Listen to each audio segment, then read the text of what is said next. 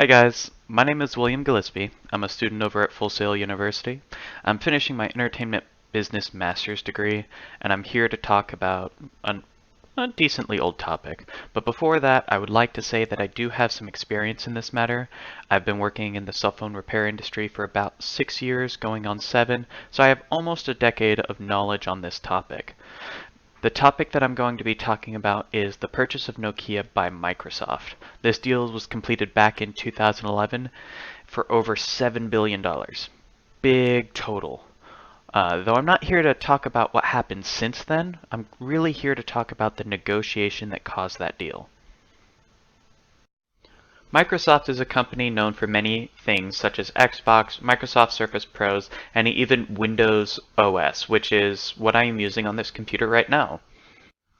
Nokia is a bit less unknown. They are a Finnish-based company that have had their hands in the mobile phone industry, and now they are working on a new 5G network that's becoming available around the world. This deal came about since Microsoft was looking to have more of a fighting chance against their large mobile competitors such as Apple and Samsung. To do this, they also needed the production facilities and people who have experience in that industry.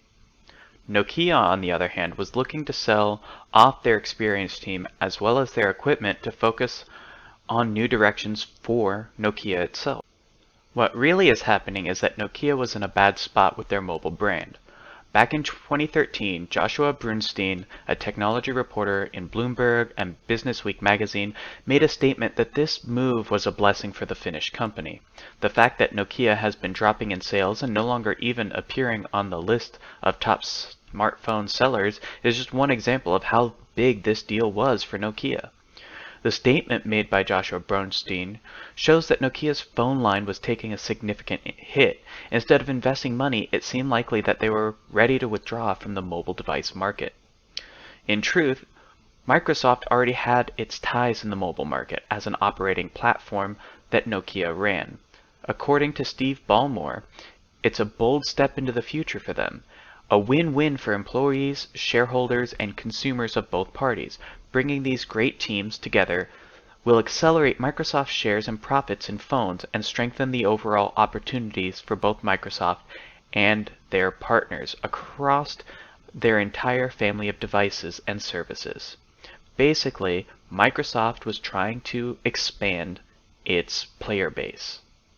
This win-win scenario is the first concept from my class that showed up directly within the research done for this presentation.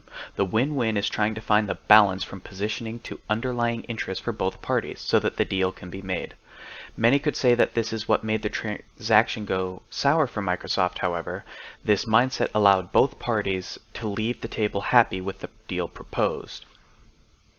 A few other key to this paper is the negotiation styles. As this was a massive deal created by many people working tirelessly, the negotiation styles of both parties were probably between the thinker and the quiet supporter, and possibly a few inspirers. I say this as large deals need to have many facets looked at and discussed. There's not much room for a commander type in these negotiations, as it can sow discontent for those in these talks. It may even be likely that inspired negotiators would not be used for this deal, as it is so vast and being off track and getting that personal connection would only delay the proceedings. Even though this deal did succeed and go through, it's best to look at their BATNA as well. What would have happened if the negotiation failed? What would both parties' best alternative to a negotiated agreement, or the BATNA, be? It seems that Microsoft could have continued their dealings with negotiations as status quo, as they started to work harder and building their own factories and start digging deeper into the mobile market on their own, to compete with the larger corporations as desired. Nokia, however, they may have needed to think about closing down their entire mobile chain, or partnering up with another big contender such as Google to have Chrome OS developed by Google on their phone. With an even larger backing than Microsoft, the Nokia phones may have done well. Though this is all just speculation, let's really dive into what happened in their negotiations, what went well and what didn't. Many things went well during this negotiation. The foremost among them is being in the collaborative setting. Both wanted to make this deal happen, and both saw a light at the end of the tunnel for what they were searching for. Nokia was going to bolster their company without continual loss in the mobile market, and Microsoft would be able to better compete with Android and Apple for their shares on the mobile marketing technology. Without goals clearly defined, this deal may not have happened, as Microsoft could have balked at the decline in the Nokia's business instead of recognizing the industry experience that they can glean from this company. Though the collaboration was also why Microsoft failed. There was one major mistake that ended up in Nokia's benefit. I'm not here to rant about the money that Microsoft lost in the deal, but it seems that the research behind their acquisition was not well made. This deal may not have happened if they researched deeply into the sales or understood how difficult the low-budget mobile phone industry is. As I have been a phone repair technician for going on 7 years, I can honestly tell you which phones are more popular and why. Nokia was not popular. Nokia was hardly on the radar for repairs, not only due to the difficulty of the repair itself, but the significant issues that seem to follow each new phone release. These are issues that Microsoft should have paid attention to during their negotiation. As you probably have understood from the rest of this presentation, an agreement was reached which Nokia sold its assets in the mobile phone business and also transferred thousands of their employees and a few factories to the new leadership of Microsoft. This collaboration between Nokia and Microsoft will likely stop at this agreement. Nokia's other interests in the business world are doing well, and they do not need to sell out. Microsoft also lost billions on this deal from the consequences of the negotiation.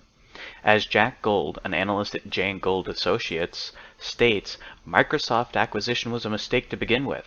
Microsoft had no business trying to be in the cutthroat, low-margin phone business. It is unlikely that with such an unfavorable deal for Microsoft, that Nokia or Microsoft will ever approach for another deal in the future. And as required for this course, here are all my references that have been used for this presentation. This will include all of the photo references as well as any facts that I have put in this presentation.